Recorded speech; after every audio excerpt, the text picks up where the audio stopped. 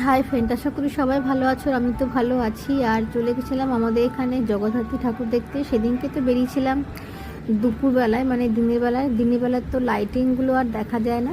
আর আজকের জন্য বেরিয়ে পড়েছিলাম রাত্রিবেলায়। কিন্তু আজকে রাস্তাঘাট কিন্তু ফাঁকাই ছিল, কারণ সব চলে গেছে মানে চন্দননগর, যেহেতু আজকে চন্দননগরের দশমী। আর চন্দননগরের দশমী মানে তো আজকের দিনে সেটা বিশাল ব্যাপার, যার জন্য এই পাশটা কিন্তু অনেকটা ফাঁকা ছিল। তা না হলে অন্যান্য সময় হলে কিন্তু ভিড় থাকে। তো এখানেরও পুজো মোটামুটি খারাপ হয় না, পুজো আমাদের এখানেও ভালো পুজো হয়। কিন্তু আরও অন্যদিকেও পুজো হয়, আমি অতটা যাইনি। এই পাশটাতেই আমি কয়েকটা ঠাকুর দেখে চলে এসেছি বাড়িতে।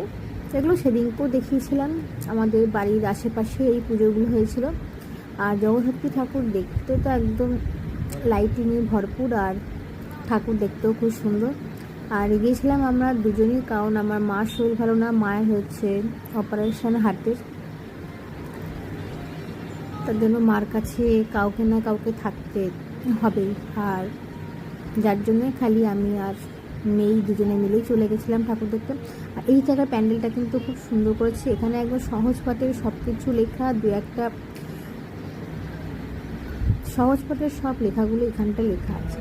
দেখতে কিন্তু এই জায়গাটা এই ঠাকুরটা সব থেকে আমার ভালো লাগলো। এটা আমাদের এখানে লোককল্যাণ মাঠের যে পুজোটা। তারপরে ঘুরে ঘাড়ে চলে এসেছি বাড়িতে। ভিডিওটা ভালো লেগে থাকলে অবশ্যই একটা লাইক কমেন্ট শেয়ার করে দিও। টাটা, গুড নাইট, সবাই ভালো থেকো আর সুস্থ থেকো। ঠাকুরগুলো কেমন লাগলো অবশ্যই নিচে কমেন্টে জানিও।